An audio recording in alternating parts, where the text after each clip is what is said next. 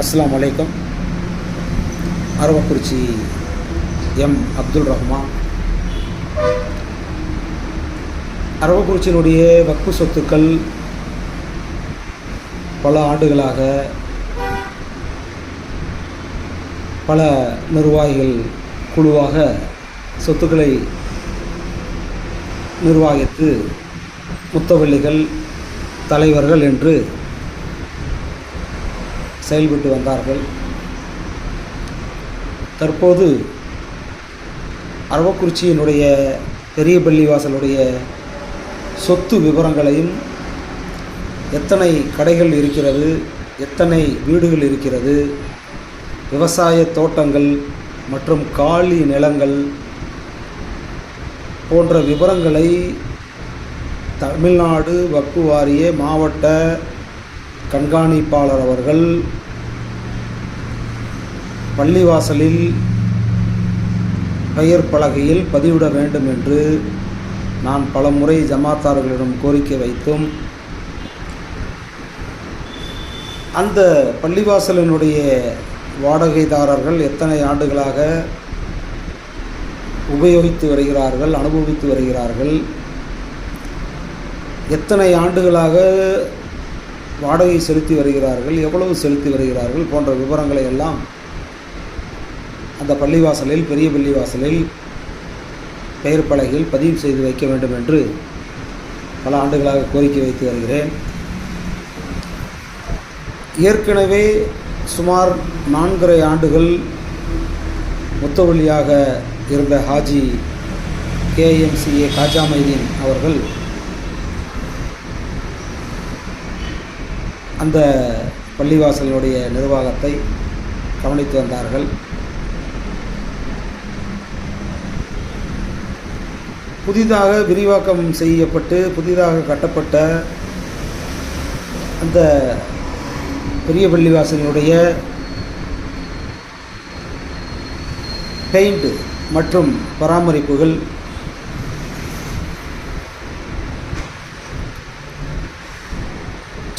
சரியாக செய்யப்படவில்லை.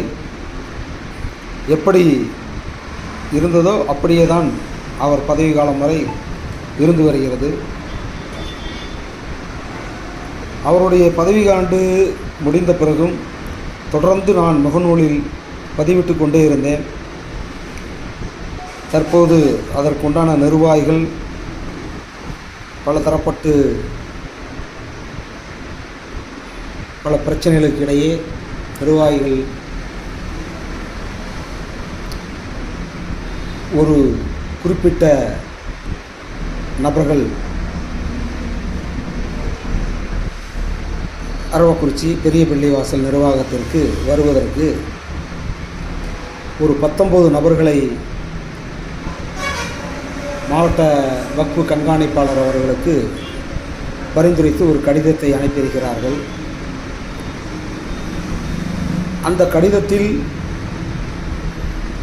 அந்த பெயர் பட்டியலில் அந்த 19 நபர்களும் ஒரு குடும்பத்தை சார்ந்தவர்களாக, உறவுக்காரர்களாக வருகிறார்கள். நிர்வாகம் என்பது ஒரு பொது நிர்வாகத்தில் அனைத்து தரப்பிலிருந்தும் உறுப்பினர்களை தேர்வு செய்யப்பட வேண்டும். அவர்களுடைய உறுப்பினர்களுக்கு மட்டும் முக்கியத்துவம் கொடுத்து அந்த நபர்களை தேர்வு செய்திருக்கிறார்கள். ஆக அந்த நிர்வாகம் அந்த பகுதியை சார்ந்த ஏற்கனவே பதவியில் இருந்த, ஏற்கனவே முத்தவள்ளியாக இருந்த ஃபஜுல்லக் அவர்கள், அவரை சார்ந்த, அவர் சொல்படி கேட்கக்கூடிய அவருடைய உறவுக்காரர்களுக்கு பதவியை சிபாரிசு செய்து தன்னுடைய அதிகார மையத்தை அங்கு பதிவு செய்ய வேண்டும். தன்னுடைய சொல் பேச்சு கேட்பவர்களை அரவக்குறிச்சி பெரிய பள்ளிவாசல் முத்தவள்ளியாக நியமிக்க அவர் ஏற்பாடு செய்கிறார். அவருடைய பல ஊழல்கள் பட்டியலாக இருக்கிறது. திப்பு சுல்தான் காலத்தில் இருந்த பழைய பள்ளிவாசலை தன்னிச்சையாக இடித்துவிட்டு அவருடைய அதிகார வர்க்கத்தை யாரிடமும் ஆலோசனை பெறாமல் அந்த பழைய பள்ளியை இடித்துவிட்டு புதுப்பள்ளியை கட்டுவதற்கு ஆரம்பம் செய்து பல கோடி ரூபாய்கள் பொதுமக்களிடம் நிதியாக வசூலித்து அண்டை நாடுகளிடமிருந்து நன்கொடையாக வசூலித்து அந்த பள்ளி கட்டி முடிக்கப்பட்டு அதற்குண்டான வரவு செலவு கணக்குகளை இன்று வரை அவர் பொதுமக்களுக்கும் ஒப்படைக்கவில்லை, ஜமாத்தார்களுக்கும் ஒப்படைக்கவில்லை, தமிழ்நாடு வக்ஃபு வாரியத்திற்கும் அவர் ஒப்படைக்கவில்லை.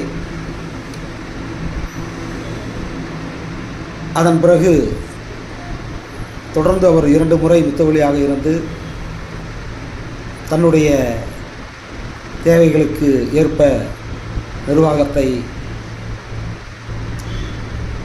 குளறுபடி செய்து தனக்கு வேண்டப்பட்டவர்களுக்கு பினாமியாக பல காலி இடங்களை இஸ்லாமியர்கள் அல்லாதவர்களுக்கு வக்ஃபு சொத்தை பல ஆண்டு குத்தகைக்கு கொடுத்திருக்கிறார். அதற்கு கைமாறாக அவர் பலன் அடைந்திருக்கிறார் போன்ற பல விவரங்கள் அவர் மீது குற்றச்சாட்டுகளாக இருக்கிறது. தொடர்ந்து அந்த பள்ளி கட்டும் பொழுதிலிருந்து இன்று வரை நான் ஒருவன் அல்லது இன்னும் சில நபர்கள் அந்த நபருக்கு எதிராக அவருடைய இந்த வரவு செலவுகள், போக்குவரத்து மற்றும் கட்ட பஞ்சாயத்து செய்வது, இந்த மாதிரியான விஷயங்களை தட்டி கேட்டு கொண்டு வருகிறோம். அவருக்கும் எனக்குமான பிரச்சனைகள் தொடர்ந்து 10 ஆண்டுகளாக ஓடிக்கொண்டிருக்கிறது. இதில் கடந்த 3 ஆண்டுகளுக்கு முன்பாக சின்ன பள்ளிவாசல் நிர்வாகத்தை தலையிட்டு ரிஸ்வான் மதர்சாவை பூட்டி, பள்ளிவாசலை பூட்டி, மெயின் கேட்டை பூட்டி, கடை வாடகைதாரர்களுக்கு இனிமேல் சின்ன பள்ளிவாசல் நிர்வாகம் பெரிய பள்ளிவாசல் நிர்வாகத்திற்கு வந்துவிட்டது, அந்த பெரிய பள்ளி நிர்வாகம் இந்த சின்ன பள்ளி நிர்வாகத்தை என்னிடம் ஒப்படைத்திருக்கிறார்கள், இனிமேல் வாடகையை என்னிடம்தான் செலுத்த வேண்டும் என்று கடை வாடகைதாரர்களை மிரட்டியது முதல் கொண்டு இந்த பிரச்சனையை நான் அரவக்குறிச்சி காவல் நிலையத்திற்கு அவர் மீது புகார் கொடுத்து எங்களுடைய சின்ன பள்ளிவாசல் ஜமாத்தார்கள், எங்களை சார்ந்த உறவினர்கள், ஆண்கள், பெண்கள் சென்று புகார் கொடுத்து அவர் மீது வழக்கு பதிய சொல்லி அன்று காவல் ஆய்வாளராக இருந்த ஐயா அவர்கள் சிஎஸ்ஆர் காஃபி பதிவு செய்து எங்களிடம் கொடுத்து 2 தரப்பையும் அமைதி காக்கும்படி அனுப்பி வைத்தார். அடுத்து ஒரு வருவாய் கோட்டாட்சியர் முன்னிலையில் இருதரப்பும் சமாதான பேச்சுவார்த்தை நடத்த ஏற்பாடுகள் செய்து அனுப்பி வைத்தார்கள். இவருடைய வக்கீலுடைய தலையீடு அரவக்குறிச்சியில் மிகவும் தான் என்கின்ற ஆணவத்தில் செயல்பட்டு வருகிறார். சில இளைஞர்களை மூளைச்சலவை செய்து எங்களுக்கு எதிராக செயல்பட வைத்து வருகிறார். தொடர்ந்து அவர் வக்கீல் ஃபசுல்லக் அவர்கள் எங்களை போன்ற ஏழை எளிய மக்களை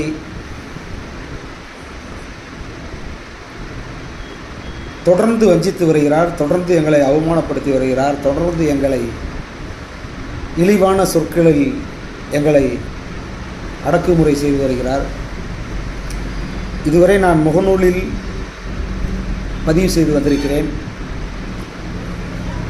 இன்று வீடியோ பதிவாக இதை நான் பதிவு செய்திருக்கிறேன். இன்ஷா அல்லாஹ் தொடர்ந்து அரவக்குறிச்சி பெரிய பள்ளிவாசலுடைய ஜமாத் நிர்வாகத்திற்காக நாங்களும் அந்த உரிய தகுதி அடிப்படையில் எங்களையும் தேர்வு செய்ய வேண்டும், நிர்வாகத்தில் உறுப்பினராக சேர்க்க வேண்டும். நாங்களும் அந்த மண்ணுக்கு சொந்தக்காரர்கள், எங்களுடைய தலைமுறையும் அந்த மண்ணில் பூர்வீக தலைமுறை. இன்ஷா அல்லாஹ் அடுத்த பதிவில் இன்னும் நிறைய விஷயங்களை அரவக்குறிச்சி ஜமாத்தார்களுக்கு பதிவு செய்ய இருக்கிறேன். அஸ்ஸலாமு அலைக்கும்.